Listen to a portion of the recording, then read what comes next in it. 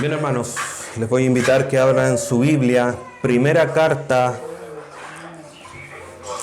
de Pedro, capítulo 1, versículo 1 y 2. Primera carta de Pedro, capítulo 1, versículo 1 y 2. Hoy día iniciamos una nueva serie que se titula Esperando firmes en la gracia de Dios. Esperando firmes en la gracia de Dios. Así es el título de la serie de estudios de las cartas de Pedro. Vamos a estar por un tiempo estudiando estas dos hermosas cartas universales de Pedro para aplicarlas a nuestra vida. Primera carta de Pedro, capítulo 1, versículo 1 y 2 dice lo siguiente: Pedro, apóstol de Jesucristo, a los expatriados de la dispersión en el Ponto, Galacia, Capadocia, Asia y Bitinia, elegidos según la presencia de Dios Padre en santificación del Espíritu, para obedecer y ser rociados con la sangre de Jesucristo, gracia y paz os sean multiplicadas. El título del sermón del día de hoy es Elegidos y expatriados por Dios. Elegidos y expatriados por Dios.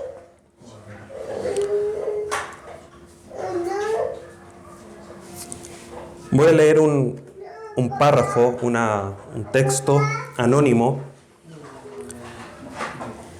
para introducir a la lección del día de hoy. Y dice así: Dios hace la mayor parte de su obra en la naturaleza por medio de fuerzas ocultas y silenciosas.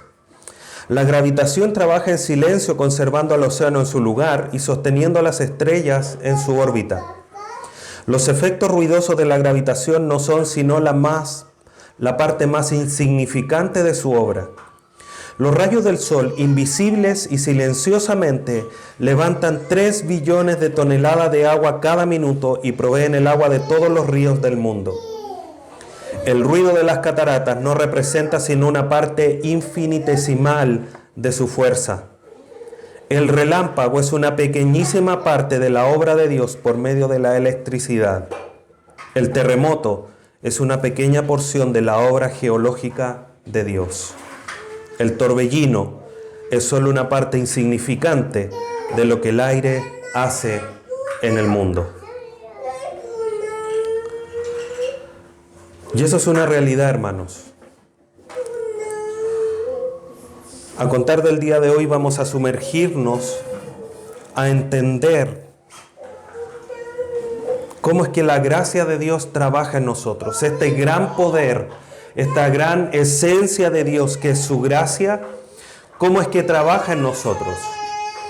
¿Cómo nosotros podemos conocer la gracia? No sabemos, es algo obviamente invisible a nuestros ojos, tan potente y tan grande, pero que nosotros solamente en nuestra vida espiritual percibimos sus suaves y silenciosos efectos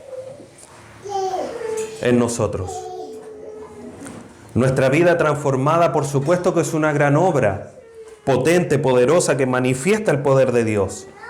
Pero es una obra suave, silenciosa. No hay, por hacer una comparación, un edificio con maquinarias, con el ruido, el boche que se genera en una construcción.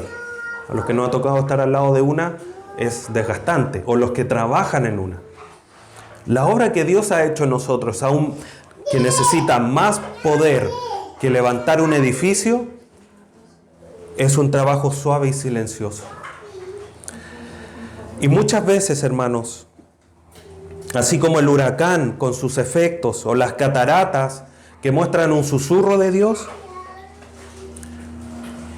la gracia de Dios se manifiesta en un silencio, en algo suave. En el mundo espiritual tenemos mucho ruido alrededor. Hay persecuciones, hay sufrimiento, hay rechazos. Pero eso nos muestra que hay un poder silencioso que nos sigue sustentando. Porque a pesar de que las ideologías, los pensamientos humanos, la batalla en contra de la iglesia parece que va en aumento y creciera, aún así la gracia de Dios nos sigue sustentando de una manera silenciosa, de una manera suave, porque aún estamos aquí. Aún creemos en el Señor Jesucristo. Esa gracia nos sigue sustentando. Y por eso, hermanos, que es el tema en general de estas dos cartas de Pedro, es que la serie la he titulado Esperando firmes en la gracia de Dios. Porque ese es el gran tema. Pedro anima a los hermanos que están en persecución que se mantengan firmes en la gracia de Dios. Ahora, en términos generales, hermanos, como toda carta que vemos en las Escrituras, encontramos esa estructura habitual, esa estructura básica. Un saludo inicial, que es lo que estamos viendo el día de hoy, un cuerpo, que puede ser más extenso o menos extenso dependiendo del tema que esté tratando, y al final una salutación final o una despedida. Esa es la estructura general. Y en el saludo encontramos generalmente al autor, al destinatario y el saludo propiamente tal. Y es eso lo que vamos a ver hoy día. Pero no por eso, hermanos, como muchas veces se dice en otros lugares, que las primeras cartas son cáscara, los primeros versículos, porque es el saludo, la presentación, como que no tiene mucha información. Gracias a Dios porque toda su palabra es inspirada. Y vamos a ver que aún en estos dos versículos encontramos mucho en lo cual nosotros hoy día tenemos que meditar como hijos de Dios. Versículo 1, vamos a ver al autor. Pedro comienza diciendo, Pedro, apóstol de Jesucristo. Hay mucha discusión teológica académica de quién es el autor. Y a pesar de que está claramente establecido en las primeras 4 o 3 palabras de esta carta, aún así hay discusión. Los teólogos más conservadores o los más cercanos, los más conocidos, apelan obviamente y hay evidencia interna de que esta carta fue escrita justamente por Pedro. Y como es la palabra de Dios, nosotros creemos porque así se presenta el autor de esta carta, Pedro, apóstol de Jesucristo. ¿Quién era Pedro? Pedro fue presentado por su hermano Andrés al Señor Jesucristo. En Mateo 4, versículo 8,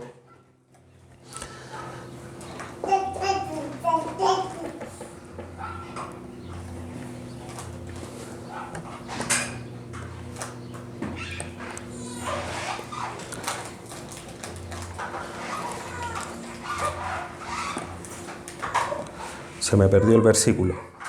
No, Juan 1:42 dice, y le trajo a Jesús, hablando obviamente de Pedro, Juan 1:42, y le trajo a Jesús y mirándole Jesús dijo, tú eres Simón, hijo de Jonás, tú serás llamado Cefas, que quiere decir Pedro.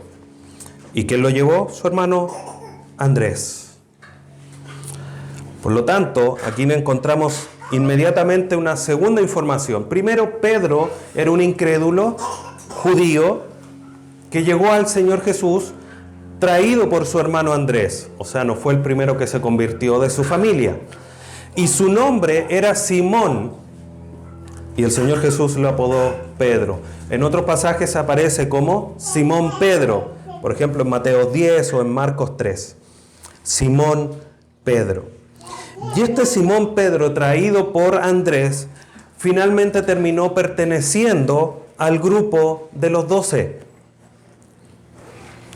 Lucas 6, 12, dice lo siguiente.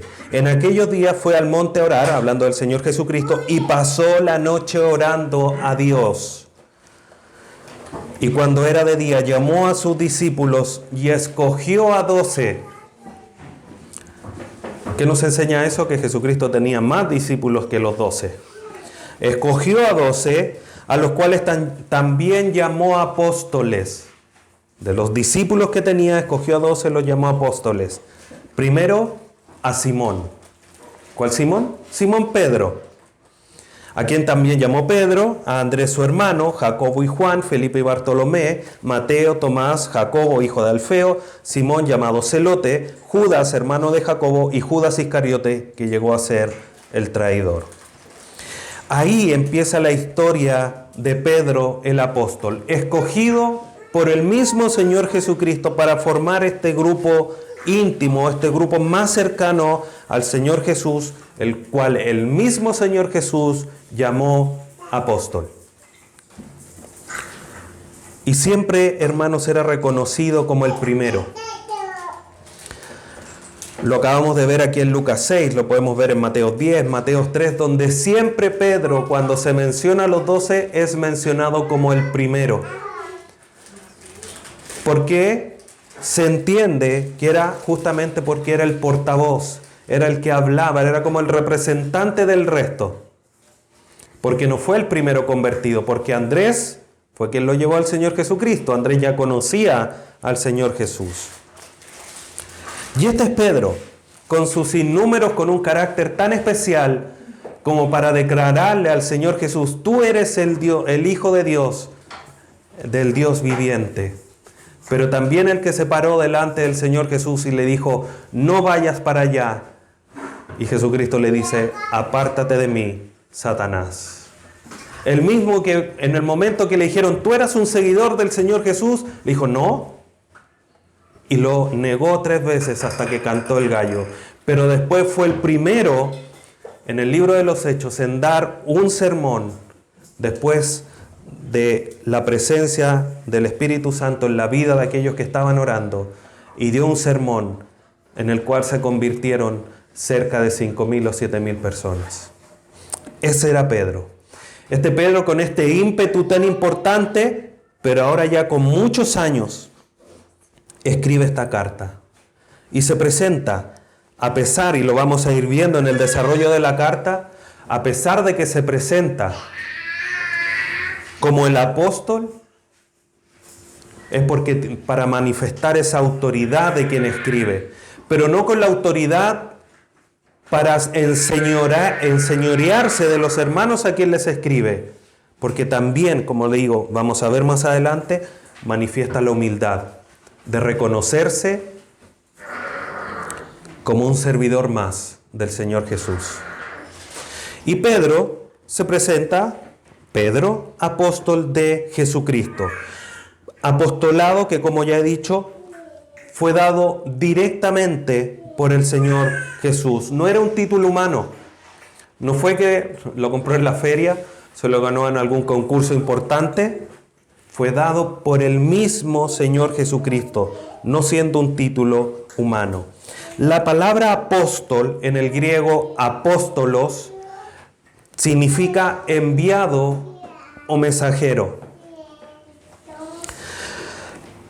Y los apóstoles, este grupo de los 12, fue enviado, fue designado para establecer el fundamento de la palabra de Dios. Para eso los escogió Dios, el Señor Jesús.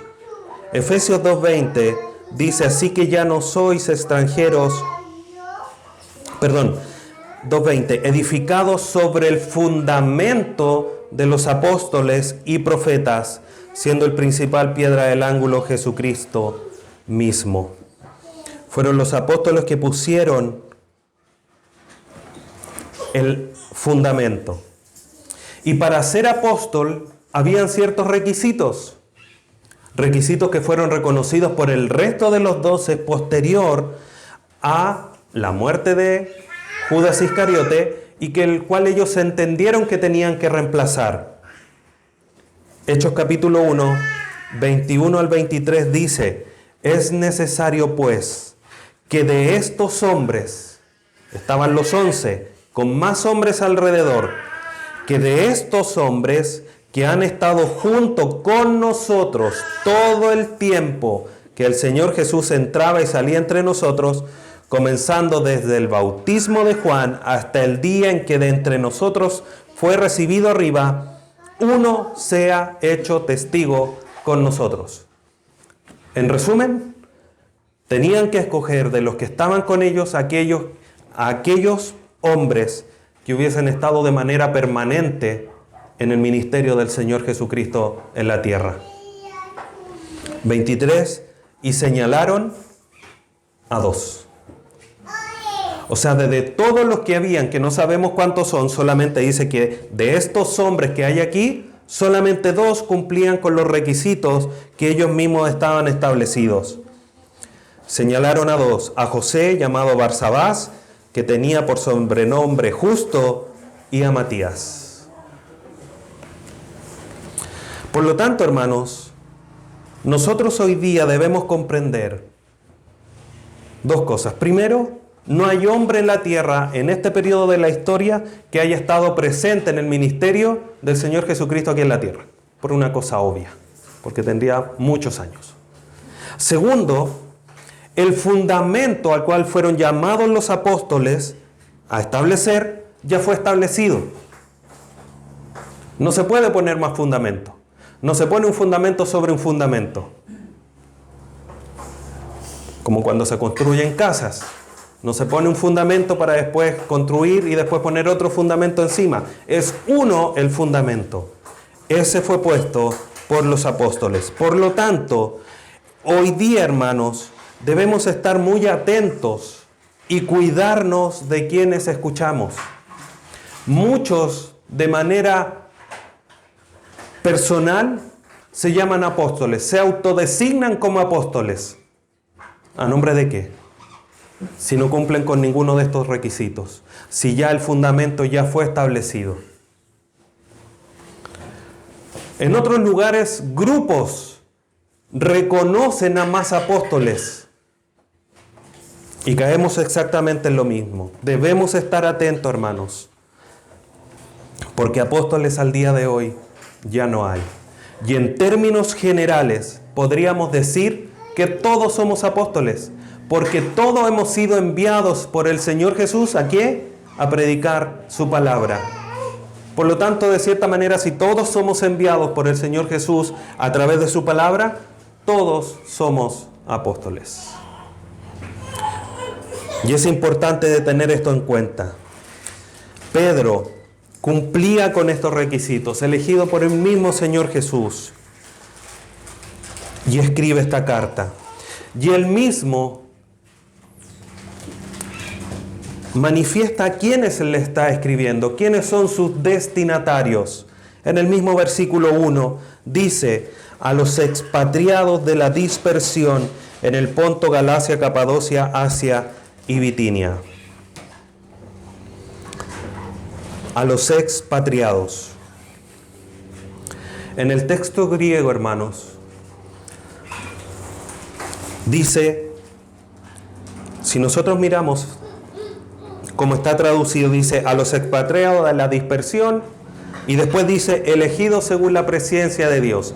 En el texto griego dice elegidos, expatriados de las regiones, y después dice según la presciencia de Dios. La palabra escogidos antecede a todo lo que está descrito. Y es necesario mencionarlo, y por eso lo hago en esta mañana, porque esa palabra escogidos afecta a todo lo demás. No son expatriados por cualquier cosa, son expatriados porque Dios lo ha establecido así, porque Dios los escogió para que fuesen expatriados, o dicho de otra manera, porque Dios los escogió a razón del Evangelio, a razón de haber creído, han sido expatriados. Y obviamente también después manifiesta elegidos según la presciencia de Dios. Entonces la palabra elegidos afecta a todo el resto del texto que vamos a estudiar.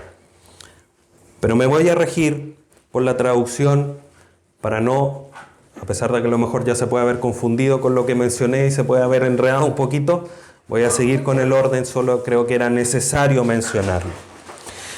Pedro le escribe a los expatriados. La palabra expatriado significa extranjero o peregrino, o alguien que vive en un lugar que no es su patria. A quien se dirige Pedro es a los expatriados, a los extranjeros, de la dispersión, de la conocida diáspora, los que han sido dispersados, los que han sido disgregados. O sea, Pedro se está dirigiendo a hermanos que vivían en un lugar en particular y tuvieron que salir dispersados por la persecución. Se tuvieron que disgregar, se tuvieron que separar y dirigir a otras regiones por la persecución. Y aquí es importante entender que esta carta fue escrita aproximadamente en el 65 después de Cristo. Y ustedes me dirán, qué bueno. ¿Qué pasó el 65 después de Cristo? Bueno, si retrocedemos un año antes del 65, el 64, en ese periodo, Nerón, que llegó al poder, elegido por su madre, hay toda una historia, comenzó a sufrir del mal de tener tanta autoridad. ¿Qué quiere decir eso? Que empezó a hacer cosas para manifestar el poder que tenía, para imponerse sobre los demás, que habían incluso personas que no lo consideraban el emperador que él era y no les gustaba. Entonces, Nerón empezó a hacer distintas cosas. Y ya en el año 64, después de algún tiempo en el poder, un día en particular, y hay un historiador, Tiberio, si no mal recuerdo su nombre, que no era creyente, cuenta la historia de cómo es que se quemó Roma en el año 64. Y a pesar de que Tiberio no era cristiano y le tenía mal a los creyentes, dice que el fuego en Roma en esos años inició en un negocio de aceites a través de un accidente. El problema es que ese incendio duró 6 días y 7 noches y quemó gran parte de Roma. Como la gente le caía mal Nerón, le echó la culpa a Nerón. Decía, no, Nerón está quemando la ciudad porque él la quiere reconstruir a su pinta, porque le caen mal estas personas, y todo el mundo le echaba más la culpa a Nerón que cualquier otra cosa.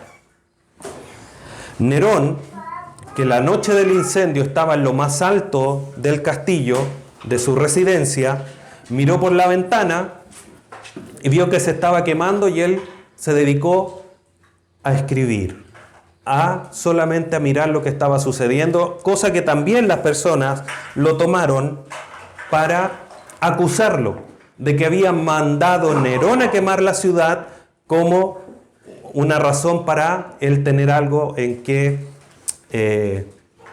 poder, ¿cómo se dice? Se me fue la palabra. Inspirarse y escribir para cantar, para hacer arte. Dicho además que los cristianos no eran queridos por las personas de esa época, sucedió que por la misericordia de Dios, las regiones donde más cristianos vivían, las villas, fueron las que no se incendiaron. Entonces Nerón consideró que la mejor opción, porque como no habían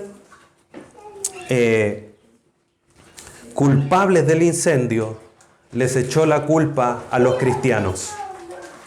Los cristianos fueron, miren, sus villas no se quemaron, entonces ellos quemaron las otras villas. Razón que todos le encontraron, por lo tanto empezaron a perseguir a los judíos, a los cristianos, a los creyentes en el Señor Jesús. Y por esa razón, desde Roma, desde las ciudades importantes, los cristianos comenzaron a huir, a separarse, a disgregarse, a ser dispersados a estas regiones, al Ponto, Galacia, Capadocia, Asia y Bitinia.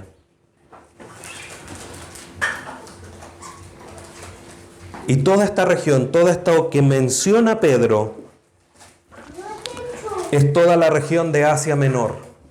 Si lo ubicamos al día de hoy, la parte norte de Turquía y todo ese sector, una gran región.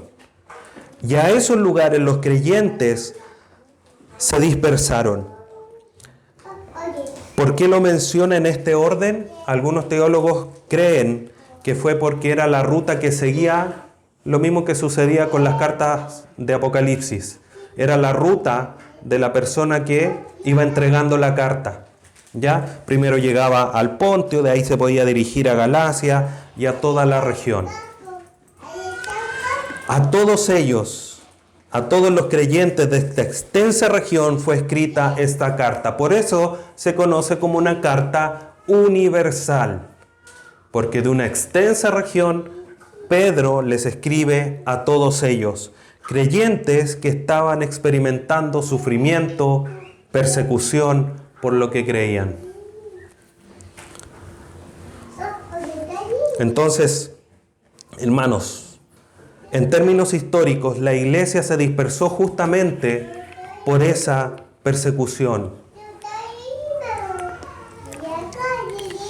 Y hoy día nosotros no estamos siendo dispersados, no estamos siendo perseguidos a tal nivel por alguna persecución, por alguna ideología, por las razones que sea o por quien sea. Pero sí es una realidad que somos extranjeros, que somos peregrinos, que somos expatriados. Porque nuestra patria, si bien somos chilenos o de la nacionalidad que sea, el tiempo que estemos en el país que estemos, somos extranjeros. Porque nuestra patria no es la terrena, no es la de este mundo. Efesios 2:19. Así que ya no sois ni extranjeros ni advenedizos en relación al Señor, sino conciudadanos de los santos y miembros de la familia de Dios. Eso nos hace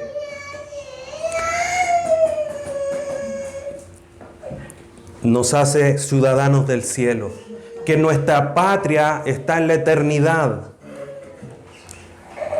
Como también lo va a enseñar Pedro más adelante, donde dice, mas vosotros sois linaje escogido, real sacerdocio, nación santa. ¿Dónde está nuestra nación? En los cielos. Por lo tanto, aquí estamos de paso, aquí estamos como peregrinos. Y es así como nosotros debemos entenderlo, hermanos. Ese es nuestro caminar. Esa es nuestra realidad espiritual al día de hoy.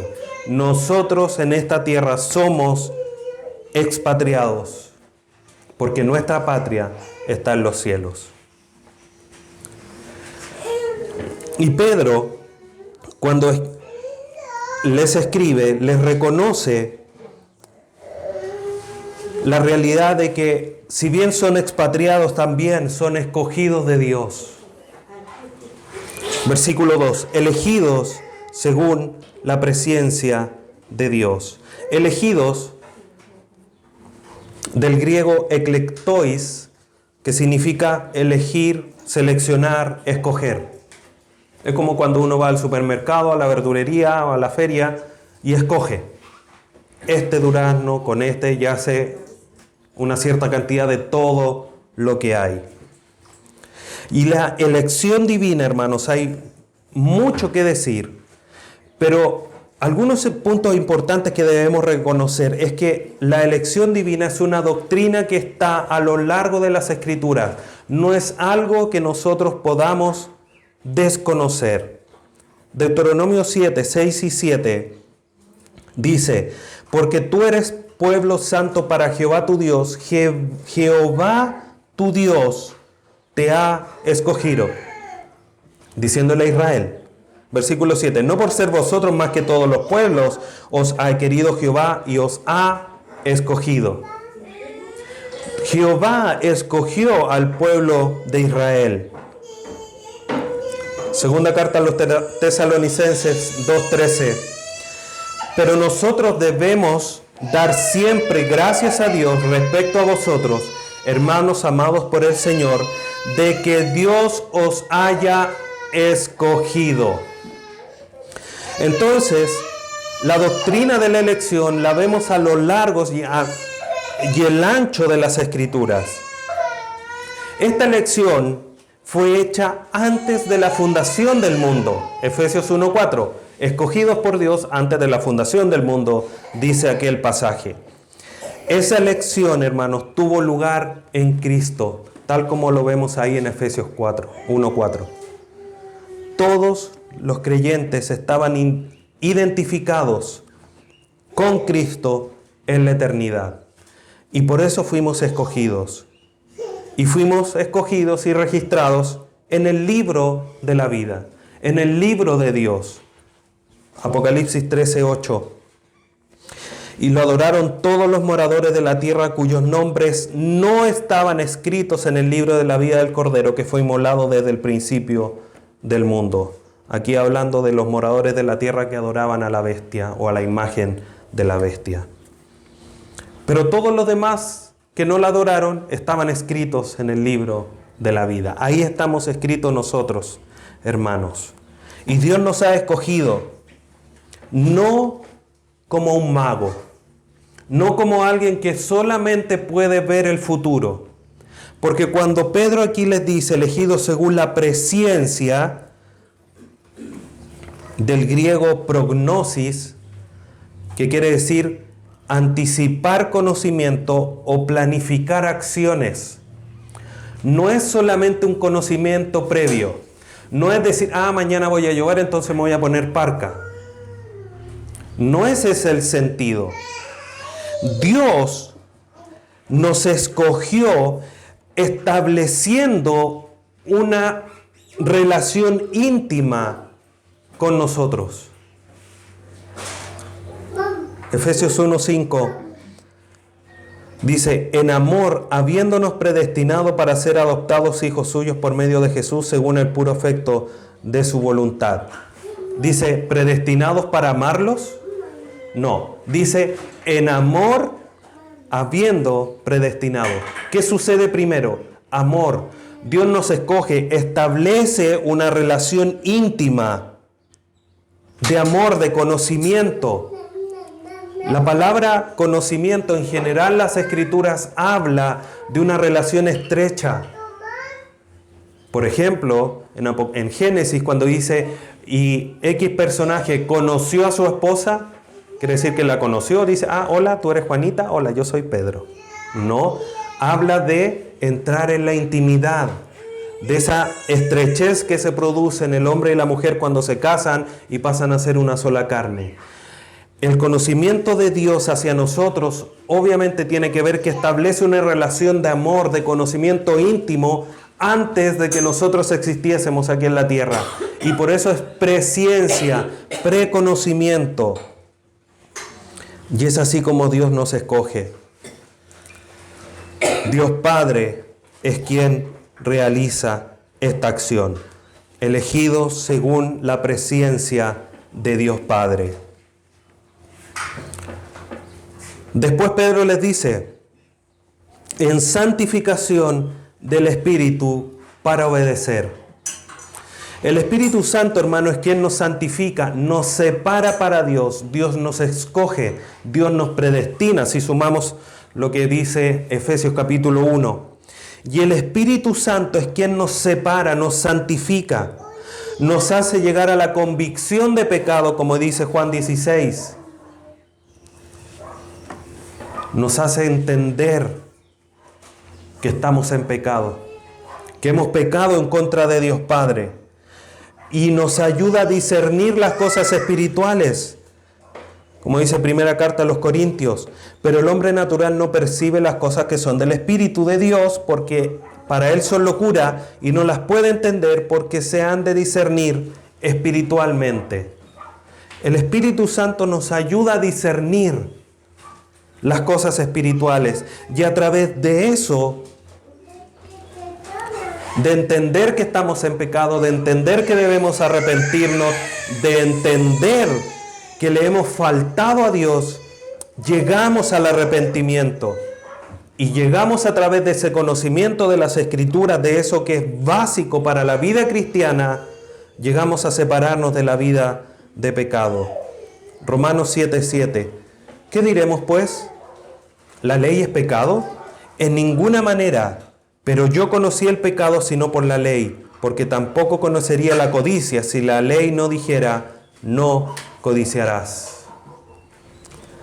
Por eso es importante, hermanos, que siempre la convicción de pecado sea en función de la palabra de Dios, de la ley de Dios. Entonces es a través de ese conocimiento que nos alejamos de la vida antigua, de la vida pecaminosa y comenzamos a vivir la vida nueva. Como dice Efesios 4, despojados del viejo hombre y vestidos del nuevo, creado en la justicia y la santidad de la verdad. Esa obra la hace el Espíritu Santo en nosotros. No solamente para que quedemos bonitos. Nadie llega a la casa, se baña, se lava el pelo, los hombres nos afeitamos y nos ponemos una ropa con, no sé, un terno, una corbata, las hermanas quizá hay un vestido y después de eso a la cama. Suena ilógico, ¿no es cierto? Siempre hacemos cosas con un propósito. El Espíritu Santo nos santifica, nos separa, nos hace entender la verdad para obediencia. Pasamos de la desobediencia, como éramos antes. Primera carta a los Corintios 6:11, y esto erais algunos, mas ya habéis sido lavados, ya habéis sido santificados, ya habéis sido justificados en el nombre del Señor Jesús.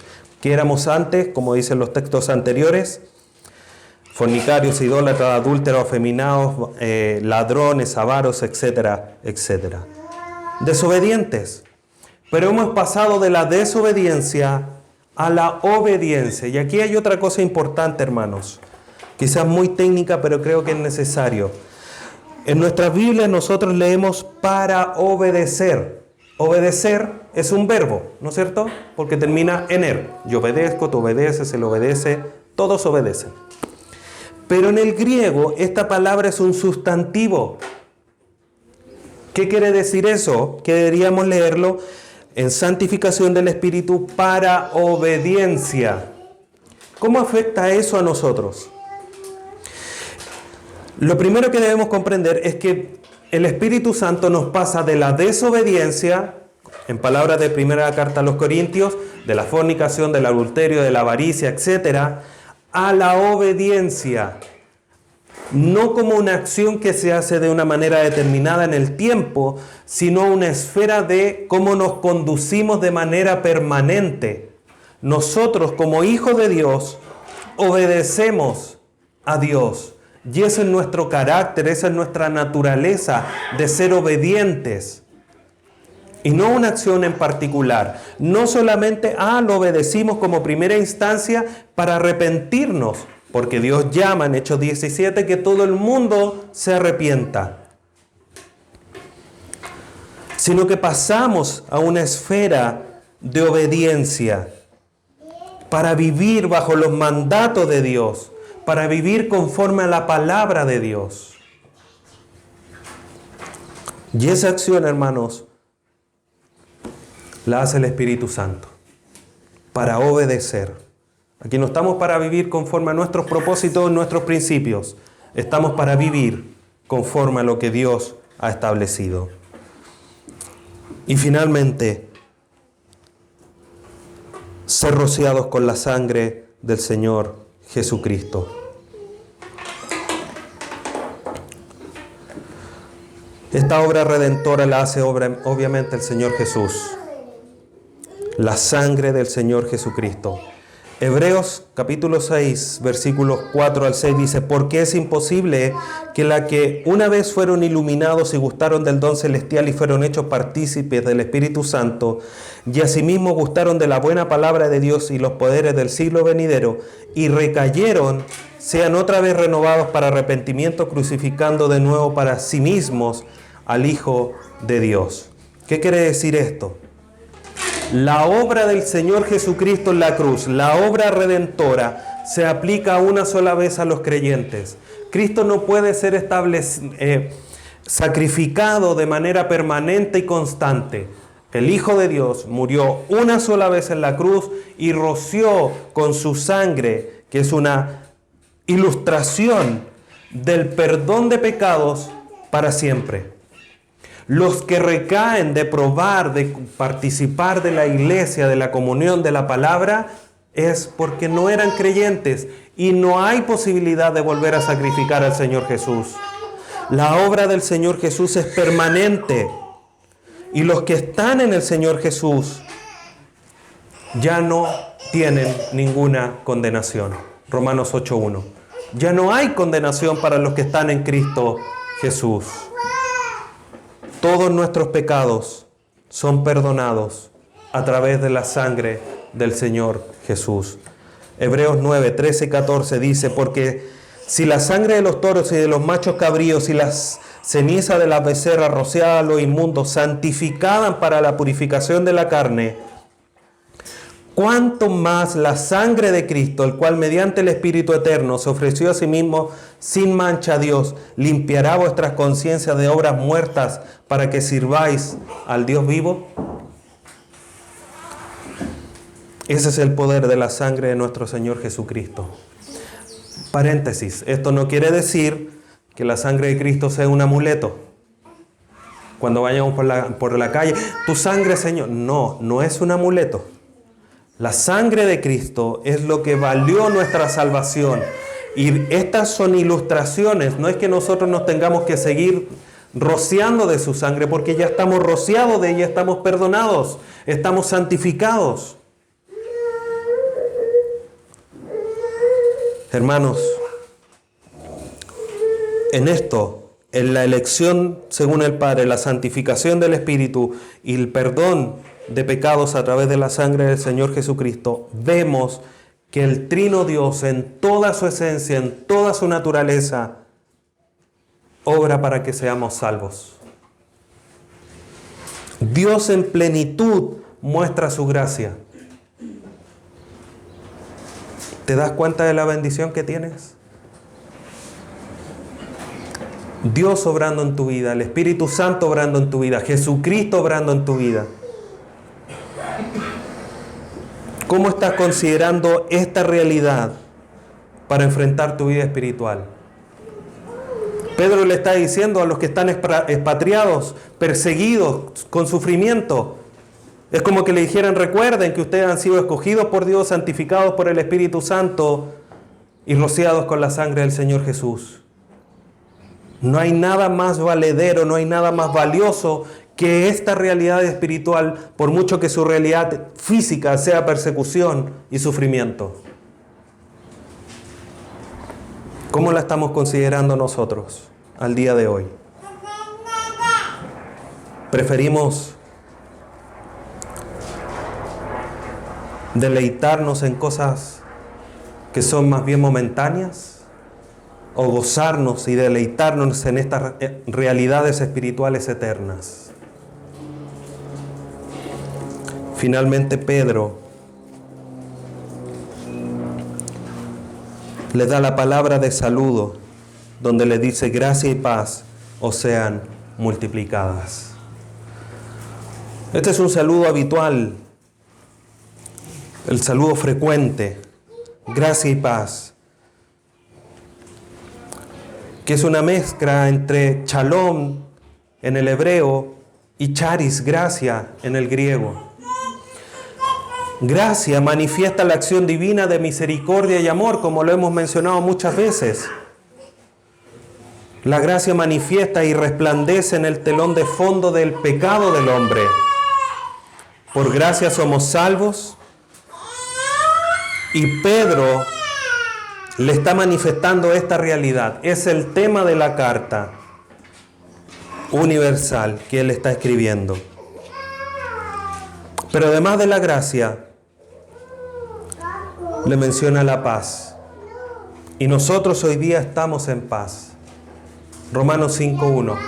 Justificados pues por la fe, tenemos paz para con Dios. Y podemos disfrutar de esa paz. Y también es una verdad que no podemos separar la gracia de la paz, porque ambas se manifiestan por completo. No podemos tener paz si no gozamos de la gracia de Dios. Y si gozamos de paz es porque tenemos gracia y viceversa. Todo esto se manifiesta por completo en nuestro bienestar como pueblo de Dios. Y podemos ver que Pedro, esta realidad de gracia y paz, Pedro quiere que en medio de la situación de los creyentes sean multiplicadas. O sea, a los que le está escribiendo ya tienen gracia y paz. A pesar de ser perseguidos, a pesar de estar en sufrimiento, ya tienen gracia y paz. Y Pedro, el deseo es que sean multiplicadas. Que en medio de esas persecuciones, sufrimientos, sobreabunde la gracia y la paz. El día de hoy, hermanos, con toda seguridad podemos decir que si hoy día nosotros no gozamos de la gracia y la paz, no es por Dios, sino que es por nuestra distancia de Dios. Porque no tenemos intimidad con Él, porque no entramos en oración permanente, porque no estamos en devoción permanente con Él. Pero la gracia y paz de Dios están dispuestas para todo creyente. Para concluir, no olvidemos, hermanos, nunca que somos peregrinos en esta tierra. Nuestra ciudadanía está en los cielos y debemos conducirnos como tal. No olvidemos que a pesar de todo, Dios nos ha escogido. Una bendición que solo nos hemos recibido por gracia, porque no la merecíamos. Recordemos siempre, hermanos, que a pesar del sufrimiento, persecuciones, dolencias, enfermedades, situaciones adversas, lo que sea, hay un poder gigante, pero que actúa de una manera suave y silenciosa en nuestras vidas para sustentarnos. Sustentarnos antes porque proveyó salvación a través de la acción del Trino Dios en nuestra vida y nos sigue sustentando al día de hoy. Porque la experiencia de esa salvación, de la elección de Dios, de la santificación del Espíritu, de la redención del Señor Jesús, sigue siendo real hoy y va a seguir siendo real siempre en nosotros. Hermanos, somos expatriados, pero también somos elegidos de Dios. Y así es como esta introducción a la carta de Pedro tiene que guiarnos a comprender el resto de lo que estudiemos en estas dos cartas. Le invito a que incline su rostro y oremos a nuestro Dios. Padre Santo, te agradecemos en esta mañana por tu palabra. Y debemos darte gracias, Dios amado, porque tú nos has escogido. Darte gracias porque tu Espíritu Santo nos santifica y porque tu Hijo Jesucristo, a través de la cruz, redime todos nuestros pecados. Te damos gracias, Padre Santo, y te glorificamos, pidiéndote sabiduría para poder vivir en consecuencia de esta realidad. En esta tierra estamos de paso, somos nación santa, pueblo adquirido, escogidos tuyos. Gracias por esa realidad espiritual que tiene que marcar el norte en nuestra brújula. Tiene que marcarnos la dirección en la cual caminar para vivir como hijos de Dios mientras estemos en esta tierra. Te agradecemos en esta mañana por toda la acción que haces en nosotros, que has hecho y que seguirás haciendo para que lleguemos un día a la eternidad. Te bendecimos en esta mañana y glorificamos, Padre Santo, a través de tu Hijo Jesús. Amén.